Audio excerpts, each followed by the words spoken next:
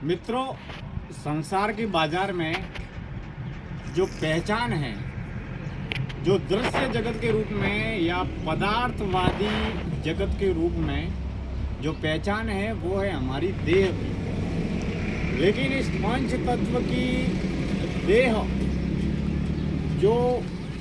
पेय पदार्थ के रूप में और भोजन रूपी पदार्थ के रूप में हम पीकर और खाकर जिस देह का निर्माण करते हैं और नव निर्माण करते हैं, अर्थात पुरानी देह खत्म होती है और नई देह का निर्माण चालू रहता है, प्रक्रिया जारी रहती है और हमारे जीवन का विकास भी आगे बढ़ता रहता है। लेकिन इस देह की जो पहचान है,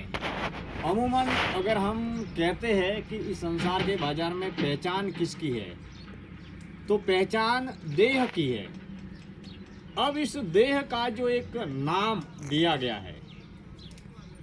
वो अमुक धर्म, जिस धर्म में जन्म लिया वह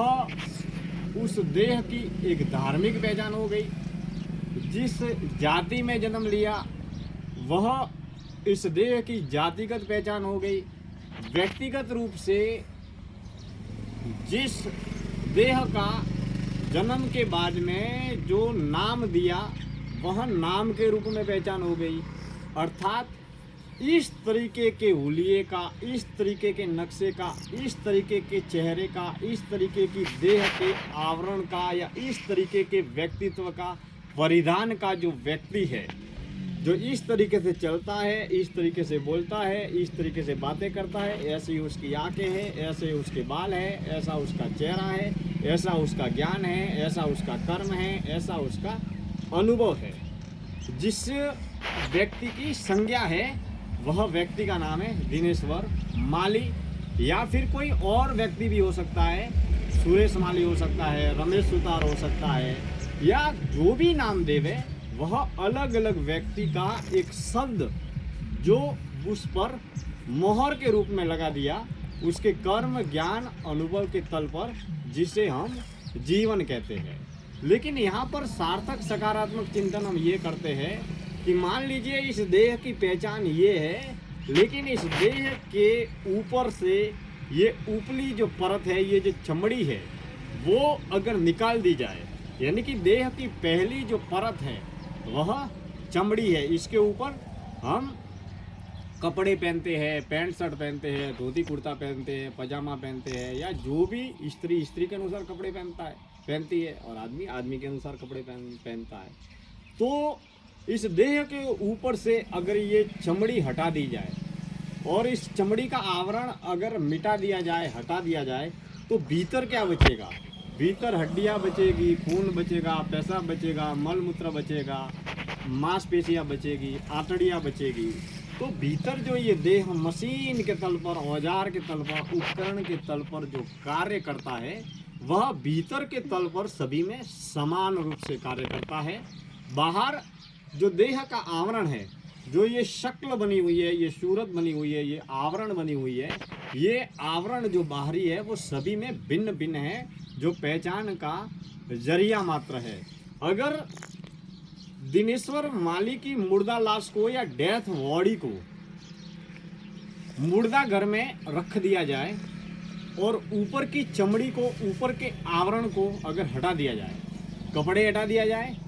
और कपड़े हटाने के बाद भी हम इस बॉडी को, इस शरीर को पहचान पाएंगे कि ये दिनेश्वर माली है, ये सुरेश माली है, ये रमेश सुतार है, या जो भी नाम अपन देना चाहे, या जो भी नाम उसका दिया हुआ है। लेकिन समानांतर अवस्था में अगर 4-5 मुर्दा लाश को कपड़े उतार कर, ये ऊपर की शरीर की परत को हटाकर अज्ञात या ज्ञात व्यक्ति को बुलाकर उन्हें अगर परखने के लिए, पहचान करने के लिए बोला जाए, तो वो नहीं पहचान पाएंगे, क्योंकि भीतर जो देह है, भीतर जो पंच तत्व का आवरण है, वो सभी में एक जैसा है। हो सकता है किसी का सेहत स्वास्थ्य अच्छा हो तो कोई मोटा हो सकता है, कोई दुबला हो सकता है, कोई पतला हो सकता है। लेकिन मित्रों, इस देह की जो प्रक्रिया है, जिसके जरिए इस जीवन की ऊर्जा का जो निर्माण होता है, मन की ऊर्जा का जो निर्माण होता है, प्राण ऊर्जा का निर्माण होता है, और देह के आधार पर हमारे मन, बुद्धि, चित्त, अहंकार पर केंद्रित जिस संस्कार का निर्माण होता है, वह चित्त के संस्कार ही हमारे जीवन का निर्माण करते हैं। जब एक ही कार्य को हम बार बार बार बार दोहराते हैं, करते हैं, मन, वचन, कर्म के तल पर बार बार उस कर्म को घटित करते हैं, तो वो हमारी एक ऊर्जा के रूप में कार्य करता है। और वही ऊर्जा मन, बुद्धि, चित्त, अहंकार और चेतना के तल पर, ज्ञान के तल पर, मन के तल पर, भाव के तल पर जीवन को प्रभावित भी करता है और प्रेरित भी करता है। तो मित्रों, जितना इस जीवन को अबोल जीवों की सेवा में, दया में, करुणा में, त्याग में, तपस्या में, मोह और अहंकार से मुक्त होकर निष्काम भाव से जितना इस कर्म को सेवा में और दया में, त्याग में, तपस्या में, मौन में, भक्ति में, ध्यान में, साधना में जितना लगाएंगे, उतना इस जीवन को पाकर जीवन के जरिए जीवन के वास्तविक तल को, यथार्थ तल पर हम समझ पाएंगे। मित्रों, दोपहर की पावन वेला में गांव में नदी के तट पर, इस नदी के किनारे से, इस सुंदर वातावरण से मैं आज की इस जीवन दर्शन यात्रा का समापन करता हूँ। बहुत बहुत धन्यवाद।